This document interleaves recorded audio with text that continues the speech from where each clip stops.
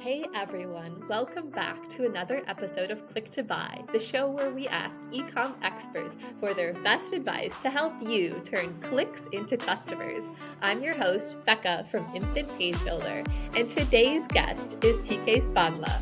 TK is the founder of TK Creative Design, an award-winning web design agency based in Los Angeles, known for its full-scale digital solutions tailored to both large enterprises and smaller brands. With over a decade in the industry, TK has an impressive list of accomplishments, including a recognition as the 2024 Gold winner for Website of the Year by the UK Chamber of Commerce and a Grand Award winner for the 2020 NYX Marcom Awards. And some of his best work has been also featured in like the New York Times, CBS, Forbes. I could go on. And recently, TK took the design of a popular brand, Mushy, and used Instant to create high converting and beautifully crafted e-com experience for them. Today, I'm so excited to dive into TK's design process for e-com brands like yours to explore how he approaches page building using Instant. And I'll try to get his best advice for merchants like you who might be looking to build impactful, customer friendly online experiences. We'll have nothing left to say except TK, welcome to the podcast. I'm so happy to have you on. Thank you. Thank you. Really appreciate it. Absolutely. I have so many questions, but maybe I'll just get started with your background. Could you tell me a little bit more about how you got into web design and what led you to starting your agency? Yeah. My full name TK Spandhla. I'm from Harare, Zimbabwe, and my parents and I moved here when I was about 4 years old. Wow. And we've grown up in the DC, Maryland, Virginia area my whole life. And Hmm. it was just a whirlwind of just creative output and energy. So I used to just grow up drawing. I love Digimon, hence TK. TK was my favorite character, and my mom, you know, passed that over to me. And so I just simply have been around a lot of creative energy. And after going to the University of Maryland, I graduated with a degree in PR. And afterwards, I ended up being in a workspace that didn't really allow me to express that. Mm. So behind my parents' back, I quit my job. I didn't tell I them, love it. did not tell them at all. And I spent about 2 years at the library simply just studying, you know, trying to recreate websites Hmm. and actually just applying to a bunch of websites on Craigslist or applying to a bunch of opportunities on Craigslist because I knew that, if somebody was asking for a web designer on Craigslist, then I think I might have a little bit of enough experience to be qualified for that. And it ended up just being a really slow burn until I really got my first big opportunity at a think tank in DC that allowed me to really just flourish from a creative design standpoint.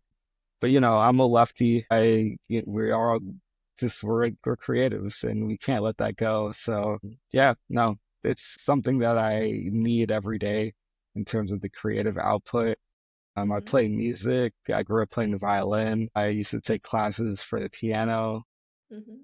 Yeah, no, creativity is something that I can't let go from the inner soul of me. I love that so much, especially hearing this journey about how you've kind of always been creative.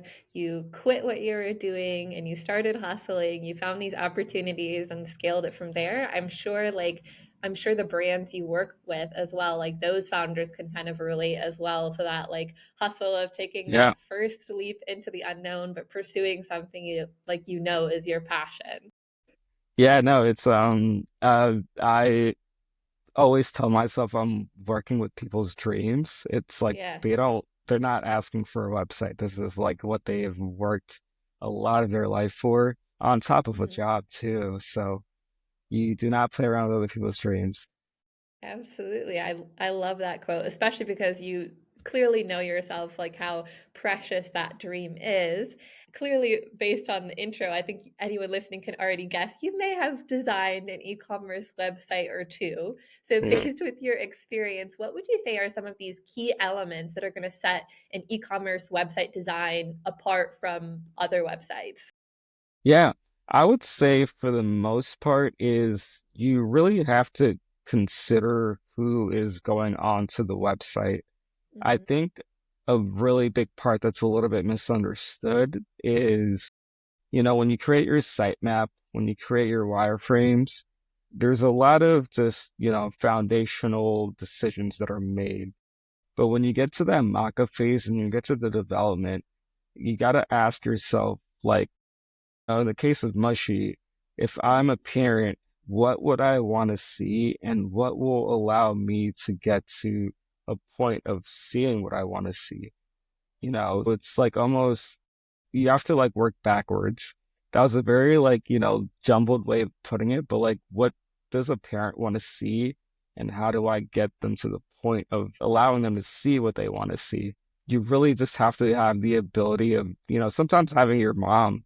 Like I Hmm. love giving my mom like, after I do like the dev site, I give her like, my phone or I give her the iPad and I ask her, like, can you just try to buy a placemat and seeing her interactions? And that allows me to be able to like just figure out, is this the user experience like Hmm. working for her? Because as somebody as myself, it's a different experience, but how do I get my mom to see what I want her to see to convert? Yeah, it's a very like you just have to put yourself in other people's shoes. I love that. I love that you have this mom test. I think that's, well, Yeah, obviously I don't know how advanced at web design your mom is, but assuming that she's not, zero. I think it's a great example of you as a designer, as a specialist, like you can always design something that's going to be so beautiful, but you have to put it in the hands of someone who doesn't know everything that you know and see how are they Yeah, going to interact. Will it achieve the goal that you're hoping to achieve, which is to make this really fluid, seamless, intuitive experience? So yeah, really kind of 100%. cool to hear how you think about that in your design process when you're working with brands. Yeah, no, thank On you. on that topic, I would love to hear more about how you brought the mushy design to life. Could you explain to me like what were some of the key objectives for your project with Mushy and how did you approach this particular design project? Yeah, so I actually worked on this with her name is Hanami Sutton. She is based in LA, and this was actually my first time really working cohesively with anybody on a site. Throughout my whole, since TK Creative Design started, it's just been me from consumer research to, competitors, like all of that. And this is my first time really working directly with somebody. And me and her, we really kind of focused in on what are other people really doing well and what are we trying to do? Because Mushy had already been a bit of a staple within the industry with baby products. Hmm. They really just they take the extra effort to have baby safe products, and we wanted to make sure that that wasn't like lost.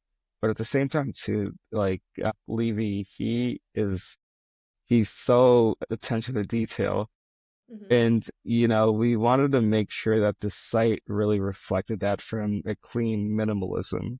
Their products are really just nice, like it's not too much, and it reaches a kind of elegance without being overpriced that I think, separates them. And so we wanted to just make sure that we like understood who Levy was. And Hmm. by speaking with him, I love being friends with like, the CEOs or the people that I have to, you know, make sure that they love the site. By Hmm. being friends with them, it allows me to be able to get into their head and to figure out what it is exactly that they want. So you know, I typically sometimes my own fault give them phone Yeah. numbers and You need that so direct line. that's a direct line. If they have an idea, give me a call and but that allows me to be able to know what they want and then I'm able to also give them feedback. But yeah. I love that, especially how you explained like how you brought this mushy design to life by really getting inside the brand and understanding its unique kind of voice. Hmm. I'm curious because you mentioned that you're always kind of becoming BFFs with the CEO just to like really understand like what the core is that you need to communicate as a designer. Do you have any like like a question or like one hook that you can usually use that you've had in these conversations that you can give to other like agencies or designers out there who are like looking to maybe do the same thing as you, trying to understand like what is it that I need to communicate? Like any tips there? How was your weekend? Yeah. How was your How was weekend? your Okay. weekend? How was your weekend? Start off the convo by becoming personable with them. Mm-hmm. It allows you to have a little bit less of a, have your revision periods that you set up with, Mm-hmm. projects. You have your X, Y's, and Z's about how many edits you're allowed to give. Mm-hmm. And that can kind of make it a little bit transactional. And when that happens, you also have a lot of pressure on yourself to make sure that, like, what you deliver is relatively close. Mm-hmm. When you become a friend with the people you work with, it allows them to be more open. I think one big thing in not everybody's like this, but the reality is Mm-hmm. people don't really know how to explain what they want. And you have to be able to have that level of communication that allows them to be able to just talk freely, essentially. And when you become a friend and you just, I always start off my convos. I hope my future clients don't realize that this is like all planned. Yeah, sorry, we're putting this out there. Anyone listening, and we The promise the secret. results are worth it. The secret sauce is out. But yeah, no, it's like, by being their friend and like Mm-hmm. allowing them to have that line of communication that allows them to be free, like I really can't stress how beneficial that is because I'm able to understand what they want, but I'm also able to work at it, from a creative standpoint freely Mm-hmm. because I know that my revision period will be more fluid. It'll be more, open because on Mm-hmm. the other end, what it could be is like you could just completely whiff. And then it could just be like, why did I spend my money on you? And it's simply because of a miscommunication or not understanding the person. Because at the end of the day, we're just trying to help people's dreams. And so, you know, you got to always treat everybody as if like, how would I want somebody else to work on my dream? Mm-hmm. That's always my motto. I love that. Making dreams come true with the Always, designs for sure. always, And always. again, it carries over from your initial advice about like getting into the head of like your customer or trying to get into the mindset of someone else and then taking that and turning that into the design. Well, of course, to bring parts of Mushy's design to life, you used Instant Page Builder, Oh, who hosts this podcast. So, with that segue, I would love to know, what was your experience like with Instant? Were there any aspects of the tool that were helpful when you were executing this design in Shopify? thank God for you guys. Thank God for you guys. I really cannot stress how much Instant helped push it through the finish line Mm-hmm. because there were specific aspects that like we needed to work from a functionality standpoint, but also a design and aesthetic. With Mushie's products, like it has an aesthetic. It's a brand. Mm-hmm. So I wasn't able to really necessarily just pull something from, we use the pipeline theme as our baseline.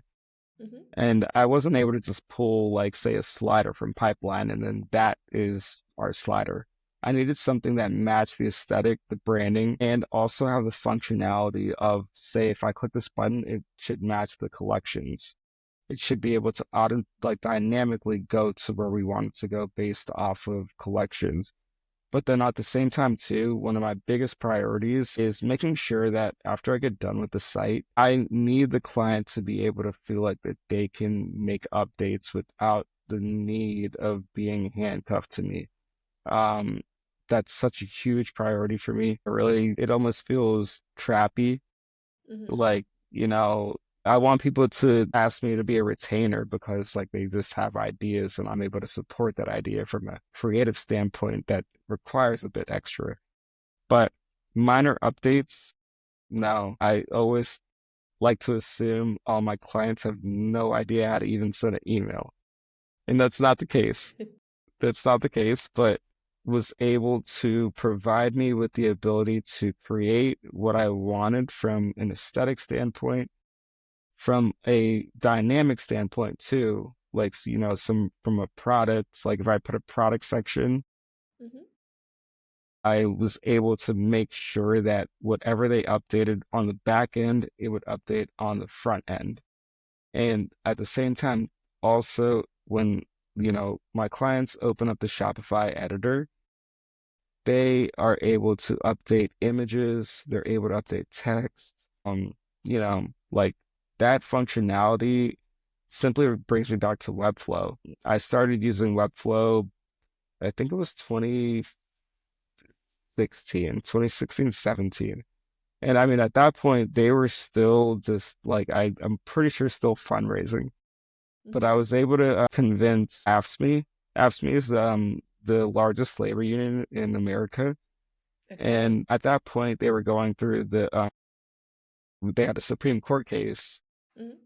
They had a Supreme Court case. It was Supreme Court case, Janus versus AFSCME. And my role was simply like, how do I convince people that, you know, labor unions are important? And Webflow was my ability to create something that was so dynamic and Hmm. so clean because I grew up on Adobe Dreamweaver and you can only get so creative on there.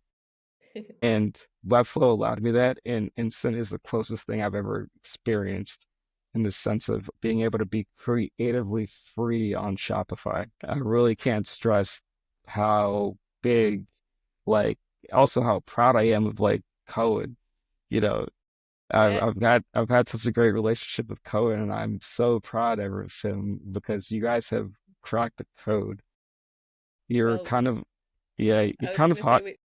we love to hear that, especially now that I know you're good at being BFFs with CEOs. I'm sure, and you've been early adapter to Webflow, now an early adapter of Instant. This guy seems Yeah. to spot the right things. Oh man, I mean that this is the closest thing I've ever been excited to, comparatively to Webflow. And that's hence why I was like I every time Cohen sends an update, Hmm. I am like, dude, great job. Great job because you guys cracked the code. Shopify is a very rigid platform when it comes to being creatively free. And especially after a recent Canvas update, like you guys are breaking a lot of like just again guardrails. You're allowing creative freedom to, exist in Shopify because I can only I can only work with what theme I have prior. But you guys allowed me to create that slider within Mushy. You allowed me to create the collections slider within the collections page, like where you're able to like just click through, um, and even like the freight section, something that is, it doesn't look complicated, but I was able to cleanly create it across screen sizes. That's a big one these days because so many people we see it like and other guests I found on as well. Like you just keep hearing like mobile design, mobile first design. So Yeah, I'm glad you're able to achieve that. yeah. No, I mean, you guys allowed me to be able to go from about maybe I'd say 20 to 30 hours of media queries into, let me click the tablet button and then let me go to the, landscape and then to the horizontal mobile. But, um, you know, I, I can't tell you how many media queries I probably would have had to do for that one freak section. And it's just a horizontal left side text in the picture. But that's what Shopify, that's what Hmm. it requires. But you guys have cracked the code in a beautiful way that also just really allows like a level of freedom, especially with your integration with Figma. It's like it's beautiful because I'm a big Reloom fan, Hmm. and you guys have brought the magic of Webflow into Shopify, which is, in my opinion, going to completely change the game. And so I'm very, very proud of you guys.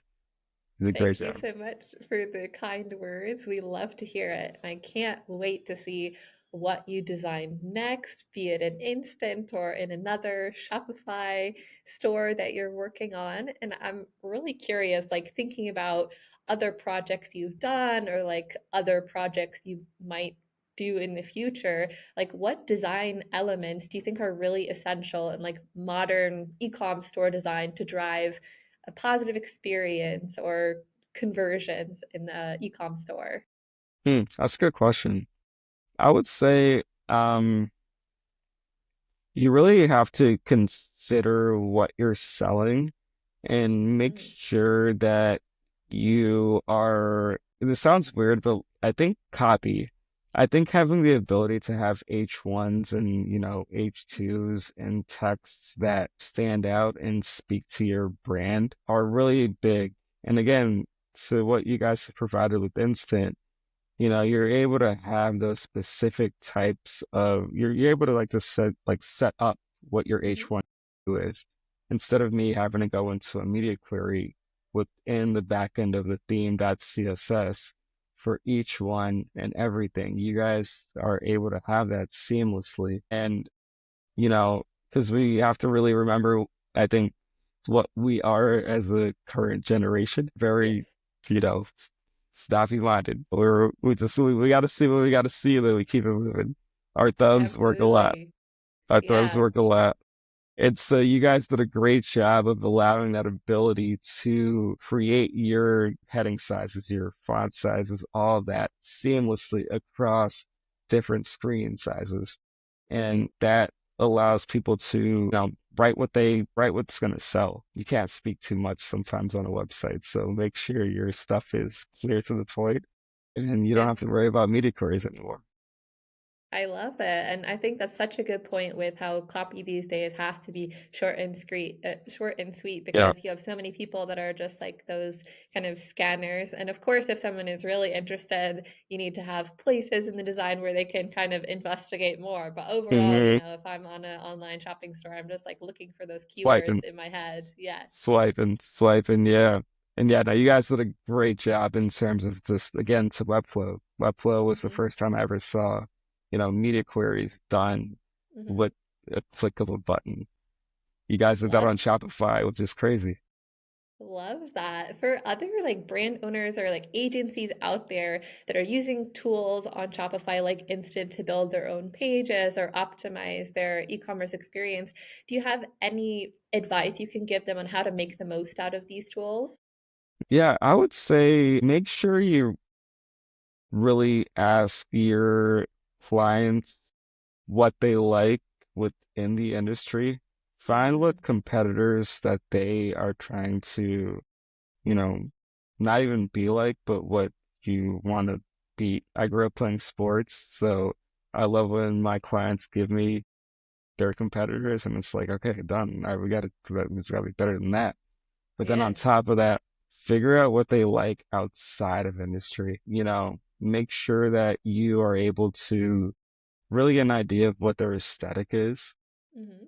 Because again, you kind of just have to make sure you ask questions to the standpoint that you like, that they don't necessarily always know what they want. So Hmm. you just have to dig into that. Dig in and don't don't take that for granted. But always beat their competitors. Their competitors are your baseline. And I then, love that. just make sure that you top that. Be a I like that. competitor. I like that advice because I think like a lot of brands kind of just go copy and paste, but you're saying like look at them, figure out how to beat it. How can you be different? How can you stand out? And it's nice. I think if you've listened to this whole episode by now, you maybe have many points of inspiration already from TK on where you can find that differentiating edge for your design. But as we're getting closer to wrapping up the episode, I want to kind of like so, as a designer and someone who's been in this space for a while, I'm curious if you have any design trends that you've been keeping an eye on. I know you mentioned like mobile first or some other like the way that people scroll. Are there any other like trends based on like behaviors of modern shoppers that people should be thinking about when it comes to their store design? Oh, that's a great question. So I think when it comes to e-commerce, I Hmm. would say, especially in the fashion industry, there is a huge curve to creating the ability to make sure that you could buy on your phone and not really want to return something. And so I think Okay. the amount of stuff that AI, like, AI just being able to see yourself in fashion and outfits. Like, I think that's going to be something that's massive in the upcoming years. Hmm. And, I think having that ability I think people should lean into it if it's within e-commerce. Hopefully somebody will be able to create a well-packaged opportunity for that. But, creating a fitting room within your phone, see how you look within an outfit, that's gonna be a game changer. That's gonna, yeah, that's simply gonna be a game changer. And like you guys created an e-commerce platform that is just ready to capitalize on that. So, yeah, I love it. I think that was so powerful. Creating a fitting room in your phone. If anyone can really get the edge on that, I think if you're in fashion, that's going to be something you're going to want to jump on. If yeah, we seized a clear winner in that space, we'll be sure to have this clip that we can roll back and say, TK said it first here on Click to Buy. yeah. No, hopefully. Fingers crossed. Well, we're reaching the end of our episode, but I cannot let you go with what I call my click-worthy tip. So this is one quick conversion tip that you have for our audience based on lessons you've learned. So, TK, could you give me one piece of advice to e-com brand owners out there who are looking to improve their online store? It's tough because I don't even know where to start. But I would say make sure that when you get to mobile, make sure customers have the ability to convert at any given point. Don't take that for granted because people don't like to click something and then be like, okay, what do I do now? I I think guess that from a bigger perspective, just ask yourself, would you be annoyed with converting with this specific kind of situation? Always go through your sites as if like you are mhm. a random person. QA is the longest process for me because I always edit stuff based on my experience and don't take that for granted. That's what leads to conversion and We love it. I mean, that's like timeless advice. People are always going to want the fastest loading. If it takes too always long, our attention spans are like this. We'll be back on Amazon or somewhere else instead of your exactly beautifully, painstakingly designed website that exactly probably has even more information than you could have on like a bigger platform.